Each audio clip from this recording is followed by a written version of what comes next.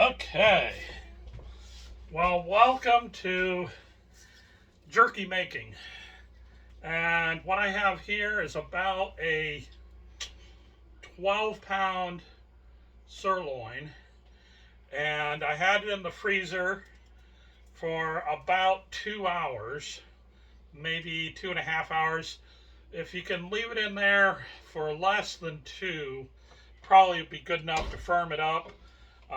Depending on how big the roast is and how cold your freezer normally gets. Now, in this case, I think I'm going to flip this around. When you buy a sirloin, try and get one that's got two decent faces, so that when you're cutting and slicing it, you can get these nice big cuts. Because normally that's when we first started out, we were doing these individual cuts with a knife blade. Now with this Hobart slicer, it makes it really simple. I've got it set at, let's see, it's about a 40 mil cut here. Actually, that's a 40, not sure what that is, but I think it's about a 1/4 inch. So I'm going to make a slice and I'll show you what it looks like here.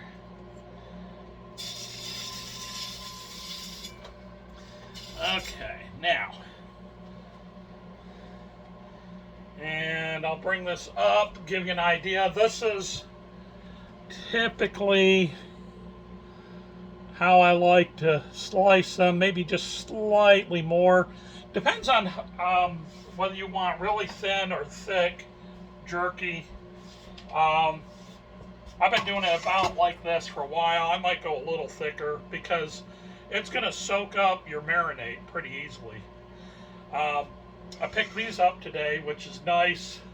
Give you something to put your meat in and cover it, and then put the marinade into as well. Okay, let me slice some more here. And there we go. This is what I like to see, is something really nice big slice here on the dehydrator. That'll take up not quite half of a tray, maybe in this, maybe 3 of these might do one of my trays, and that's a good thickness, but I think I'm going to do just a tad more. Let's try this now. One of the reasons you might want a thick slice is, and there we go, there's another really nice, that's getting a nice size. When you dehydrate it, if you want to dehydrate it to where it's really, really dry, then you can thin slice it. And if you want it a little more chewy, give it a thicker slice. And then when you do dehydrate it, watch the amount of time that it's in the dehydrator and check the flexibility. If you let it go a little too long, then it will break. You want it just to crack just a little bit when you bend it. Anyways, there's a nice size. And we'll slice through here. When it's frozen like this, though, it really does make slicing really easy. Now, this is a Hobart. If you're going to buy a slicer, I really suggest getting a true commercial one rather than these ones from Cabela and from the box stores, because they're really not built for regular slicing. And you'll find that in the long run, they just, they'll get damaged. Same with the grinders. I bought a couple different grinders for doing hamburger, and most of those are garbage that they sell. They won't last a long time, and a commercial grade will last. Which, if you're going to pay $300-400 for one in the box store, you can pay $300-400 for a true Hobart, or a Burkle if you find a Burkle slicer. That's really good. Let's see, here we go. Get a little more there. Now, because I've got it frozen, and one of the things I don't have to do, which I have to do when it's less frozen, is I have to flip it over quite a bit so that I don't get a little tag of flesh running, which you can see actually it's doing just a little bit of it here. But if you have it more frozen, or freeze it before you do it, you don't have that as much of a problem. And if you start to see it being a problem, just go ahead and stop slicing for a while, put the meat back in the freezer to firm back up, and that'll be good.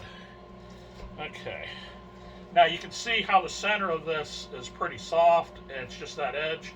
So I could firm it back up, but instead of firming that back up in the freezer, I'm going to swap sides. And kind of like when you're doing some of the wood, where you want to get a flat surface, I've got a nice flat surface on this one side, and I can have a nice surface on this other and keep on getting some nice cuts. This we don't worry about because those will be really nice marinated up. They don't have to be cut up as much in post-processing. There's a nicely frozen piece right there. And we typically don't worry about the fat cut in here, because once you dehydrate it, that's actually pretty easy to get out of this. But we go through jerky so quickly that we don't really have to worry about that much. There we go. Da, da, da, da, da.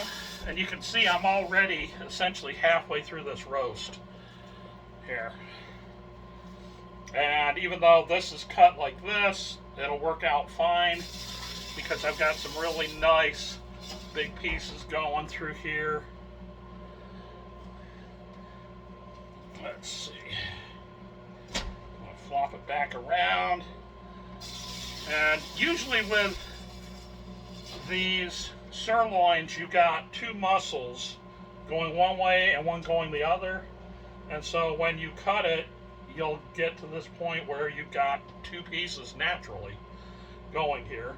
And again, talking about the fat, puppy dogs down here will like that. And just put that in. I think that's the only puppy I got out here with me right now. Sometimes I'll have several of them here while I'm cutting, and they'll get their bits and treats from that. Okay, I'm going to turn this because that's gotten to where it's not frozen much. Okay. Fat. Give that to dogs. Okay. Now you can see in that cut, see, this is your muscle groups here. And that actually goes through right back here. So this side is actually the better side to keep on cutting on to get nicer pieces. And I can put my pressure back in here and be done through this pretty quick.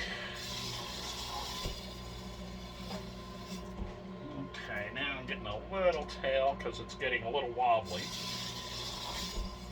And usually I just, as I say, I don't worry about it. I just get through it pretty quick.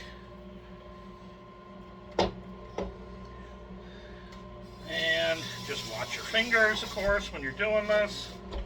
Don't want to cut them on anything.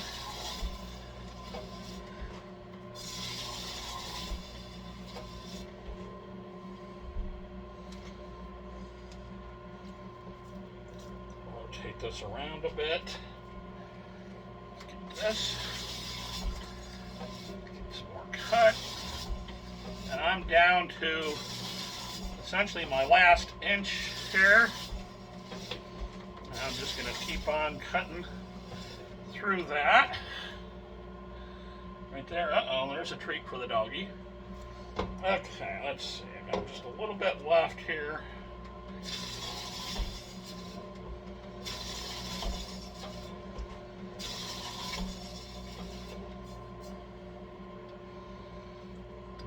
End up dividing that between two containers. But really having this slicer, the one I had previous was like a entry-level deli grade slicer, and it was okay, but it couldn't handle cutting very thickly well, and it didn't really like cutting. This blade here I think is a 12-inch, and most of those are 8 and 10-inch, and if you can get these larger blades, it's just better, quicker cutting. And if you're cutting anything besides jerky, you can cut really nice breakfast steaks, half-inch steaks, all kinds of stuff. Now, see, this is what I'm left with that whole big roast. And I think I'm just gonna go ahead and try and cut that just a little more. See what I can get from it. Okay, there's decent enough. Let's see, that's pretty thin.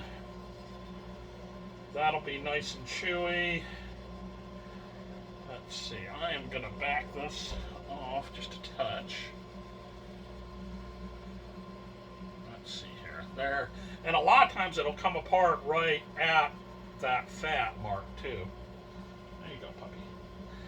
And we'll just let that be a thicker piece. That's not quite double thickness of what I've been cutting, but this is all that's left, and it'll dehydrate just fine. So that's that whole 12-pound sliced up. That's it. And now I've got, let's see what we got here. That's a thick piece there. Let's see if we can run it. I doubt it, but there we go. Got it. So we got part of it. Let me turn that off. Let that blade stop running. And there's what's left, which is actually a lot of fat. All right, puppy, enjoy. And that's it. Then it's just a matter of cleaning up.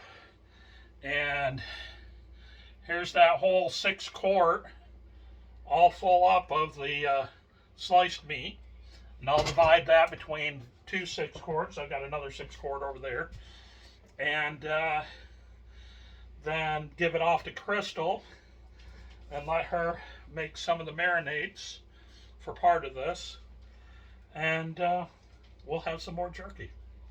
Anyways, that's this part of the slicing up of the jerky, and maybe I'll do another one for doing the marinade of the jerky, or maybe placement of the jerky into the dehydrator. Anyways, that's it. Talk to you later. Bye now.